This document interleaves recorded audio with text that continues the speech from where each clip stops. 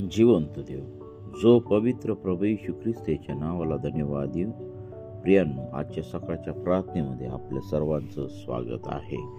प्रियांनो, हा नवीन दिवस आपल्या प्रत्येकाच्या आयुष्यात देवाने दिलेले आहे, त्याबद्दल आपण त्याच्या नावाला धन्यवाद देऊ. प्रार्थनेला सुरुवात करायच्या आधी आपण 2 शब्दाची प्रार्थना करू. हालेलुया, स्तुती, धन्यवाद येशू दे बाबा. पुन्हा एकदा या सकाळच्या भक्तीमध्ये प्रभूचं आम्हाला उठवलंस, त्याबद्दल आम्ही तुझ्या नावाला धन्यवाद देत आहोत. प्रिय प्रभूजी, या सकाळच्या समय आमच्या प्रत्येकाचं जीवन आम्ही तुला समर्पित करीत आहोत. हे देवा, तू पवित्र असा परमेश्वर, आमच्या प्रत्येकाचा ताबा तू घे. प्रभू, तुझ्या वचनातून बोलत असताना तुम्हाला सहाय्य कर. प्रभू, जे वचन ऐकणार आहे त्या प्रत्येक व्यक्तीला तुझ्या पवित्र सामर्थ्याचा तू स्पर्श कर. आणि प्रिय प्रभूजी, आजच्या ह्या वचनामध्ये तू आम्हा प्रत्येकाला तू चालव तुझ्या नावाचं कर. इथून पुढची वेळ काळ सर्व काही आम्ही तुझ्या पवित्र चरणाजवळ समर्पित करत आहे. ही प्रार्थना येशूच्या नावाने मागतो म्हणून द्याय, आमेन. प्रियांनो, या सकाळच्या समय आपण एक गीत गाऊया आणि देवाच्या नावाला धन्यवाद देऊया, देवाच्या नावाला गौरव देऊया. खरोखर महान परमेश्वर आहे, त्याने आम्हाला आजचा हा नवीन दिवस दाखवलेला आहे, त्याबद्दल आम्ही आपण त्याच्या नावाला धन्यवाद देऊया. तेरी चाह पूरी हो जाए हाथों में तेरे, जीवन है ये मैं मिट्टी हूँ, तू है कुमार, मुझको उठा, मुझको बना, मुझको उठा, मुझको बना. अपनी मर्जी से मैं चलता रहा, तुझको कभी भी ना अपना ना कहा, लेकिन प्रभु आज से मैं तेरे क्रूस को ले चलता हूँ. तेरी इच्छा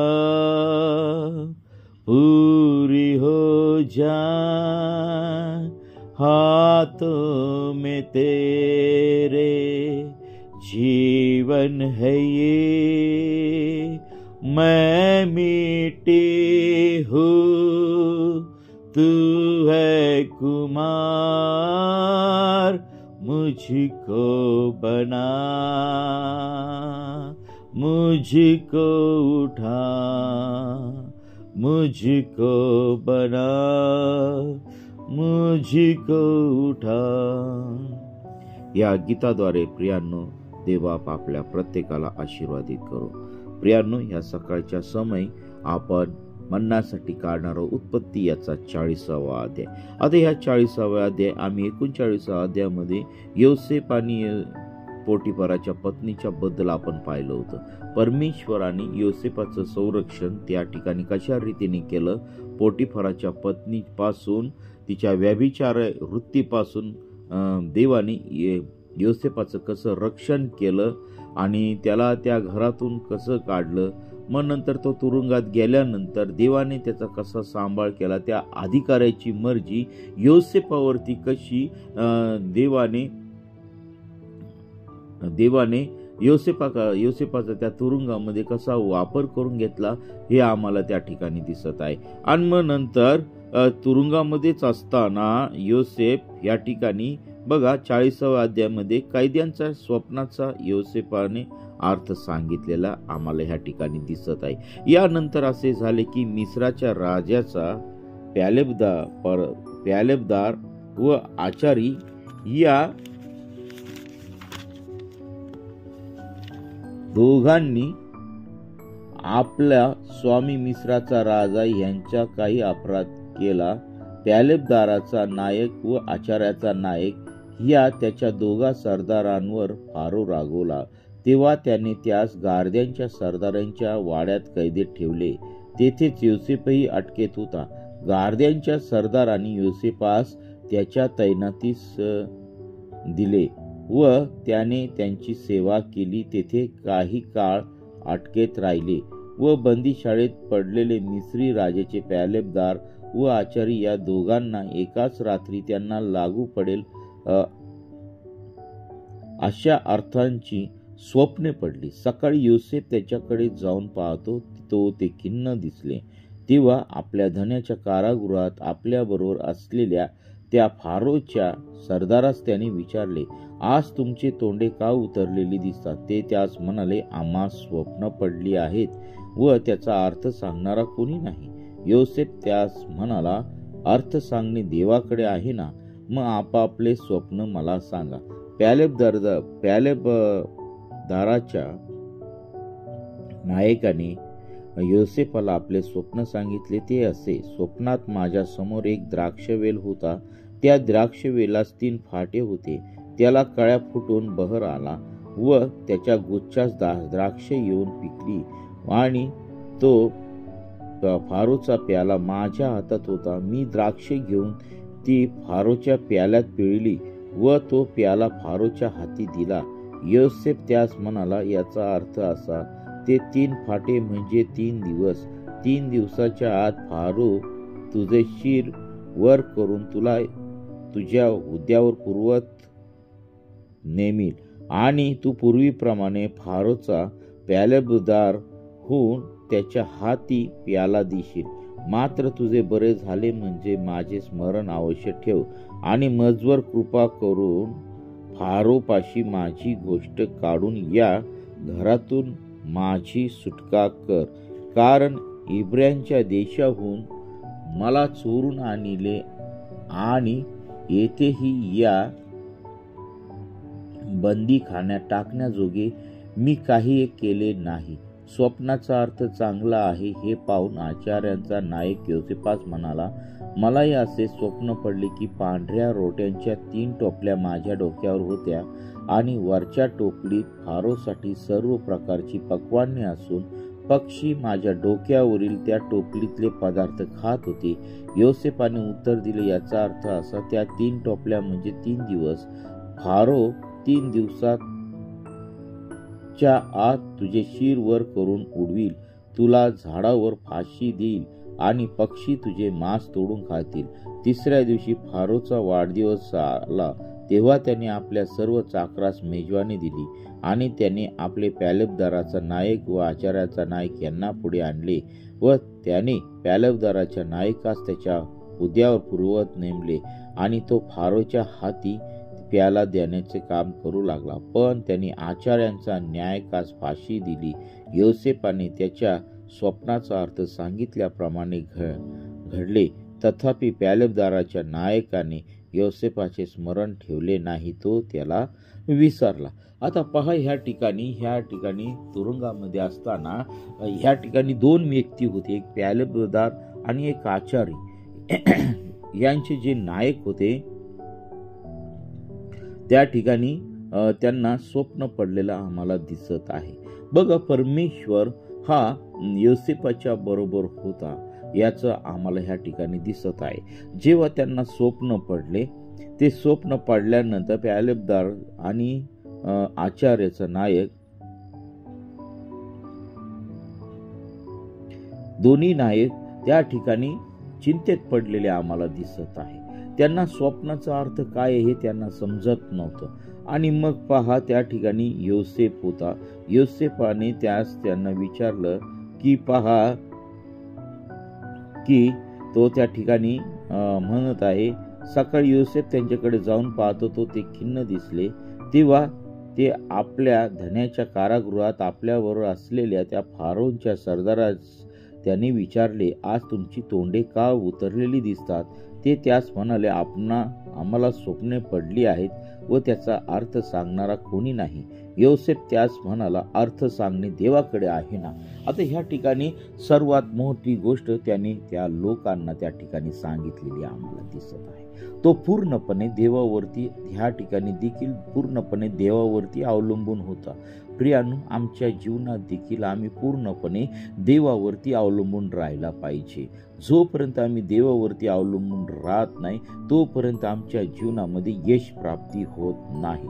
आणि म्हणून प्रियानो, या सकाळच्या समय आम्ही परमेश्वरावरती आपला भाव पूर्णपणे ठेवला पाहिजे. आमचे सर्व प्लॅन, आमच्या सर्व चिंता, आमच्या सर्व काळज्या त्या परमेश्वरावरती आम्ही टाकल्या पाहिजे. त्याशिवाय आमच्या जीवनामध्ये यश प्राप्ती होणार नाही. आज लोक स्वतःच्या मनाने धावत आहे, आज लोक स्वतःच्या इच्छेने धावायस पाहत आहे, आणि परंतु त्या सर्व धावण्याच्या मध्ये परमेश्वर त्यांच्या संगती नसतो. आणि मग त्याचा परिणाम असा होतो, त्यांच्या जीवनामध्ये असंख्य प्रॉब्लेम त्या ठिकाणी येतात. मग ते आजाराच्या असू द्या, आर्थिक गोष्टींच्या असू द्या, संकट असू द्या, नैसर्गिक आपत्ती असू द्या, या सर्व गोष्टीला ते सामोरे जातात आणि त्या ठिकाणी त्यांना नुकसान होतं. आणि मग पहा प्रियांनो, जर परमेश्वर आमच्या जीवनामध्ये आहे तर प्रियांनो त्या सर्व गोष्टी शक्य होतात. देवबाप आम्हाला सर्व गोष्टी देऊन आशीर्वादित करतो, त्याच्या पवित्र गोष्टींमध्ये आशीर्वादित करतो, त्याच्या सामर्थ्यामध्ये आशीर्वादित करतो. आणि मग पहा या ठिकाणी योसेफाचं जे जीवन आहे ते अतिशय देवाला भिणारं आणि धार्मिकतेचं जीवन तो जगताना त्या ठिकाणी दिसत आहे. आणि मग त्यांनी त्या दोन्ही नायकांना त्या ठिकाणी स्वप्न विचारले. आणि मग पहिला जो नायक होता प्यालेदार, त्याच्या नायकाने योसेफाला आपले स्वप्न सांगितले. ते असे: स्वप्नात माझ्या समोर एक द्राक्षवेल होता, त्या द्राक्षवेलास 3 फाटे होते, त्याला कळ्या फुटून बहर आला व त्याच्या गुच्छास द्राक्षे येऊन पिकली, आणि फारोचा प्याला माझ्या हातात होता. मी द्राक्षे घेऊन ती फारोच्या प्यालात पिळली व तो प्याला फारोच्या हाती दिला. योसेफ त्यास म्हणाला, याचा अर्थ असा, ते 3 फाटे म्हणजे 3 दिवस, व 3 दिवसाच्या आत फारो तुझे शिर वर करून तुला तुझ्या हुद्द्यावर पूर्ववत नेमील, आणि तू पूर्वीप्रमाणे फारोचा प्यालेदार होऊन त्याच्या हाती प्याला देशील.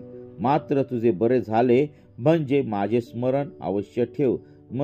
आणि मजवर कृपा करून फारोपाशी माझी गोष्ट काढून या घरातून माझी सुटका कर. हो प्रियानो, त्याचा अर्थ त्यांनी त्या ठिकाणी सांगितला, कारण परमेश्वर त्याच्या संगती होता. आणि म्हणून आचार्याचा जो नायक होता त्यांनी देखील त्या ठिकाणी आपलं स्वप्न सांगितलं. आणि त्यांनी सांगितलं 16व्या वचनामध्ये, स्वप्नाचा अर्थ चांगला आहे हे पाहून आचार्याचा नायक योसेफास म्हणाला, मलाही असे स्वप्न पडले की पांढऱ्या रोट्याच्या 3 टोपल्या माझ्या डोक्यावर होत्या, आणि वरच्या टोपलीत फारोसाठी सर्व प्रकारची पक्वान्ने असून पक्षी माझ्या डोक्यावरील त्या टोपलीतले पदार्थ खात होते. योसेफाने उत्तर दिले, याचा अर्थ असा की त्या 3 टोपल्या म्हणजे 3 दिवस, आणि फारो 3 दिवसाच्या आत तुझे शिर वर करून उडवीन व तुला झाडावर फाशी देईल, आणि पक्षी तुझे मांस तोडून खातील. 3ऱ्या दिवशी फारोचा वाढदिवस आला तेव्हा त्याने आपल्या सर्व चाकरास मेजवानी दिली, आणि त्याने आपला प्यालेबदारांचा नायक व आचार्यांचा नायक यांना पुढे आणले. त्याने प्यालेबदारांच्या नायकास त्याच्या हुद्द्यावर पूर्ववत नेमिले, आणि तो फारोच्या हाती प्याला देण्याचे काम करू लागला. पण त्याने आचार्यांच्या नायकास फाशी दिली व योसेफाने त्यांच्या स्वप्नाचा अर्थ सांगितल्याप्रमाणे घडले. तथापि प्यालेबदारांच्या नायकाने योसेफाचे स्मरण ठेविले नाही, तो त्याला विसरला. पहा, ह्या ठिकाणी अशा रीतीने योसेफाने दोन्ही नायकांच्या स्वप्नाचा अर्थ त्या ठिकाणी सांगितलेला आम्हाला दिसत आहे. एकाला हुद्दा मिळालेला आहे आणि एकाला त्या ठिकाणी शिक्षा मिळालेली आहे. यावरून आम्हाला दिसतं की परमेश्वराने त्या ठिकाणी योसेफाच्या द्वारे त्या ठिकाणी काम करत होता आणि योसेफची छाप त्या ठिकाणी पडत होती. योसेफ हा परमेश्वराच्या संगती चालत असे म्हणून परमेश्वर त्याच्या बरोबर होता.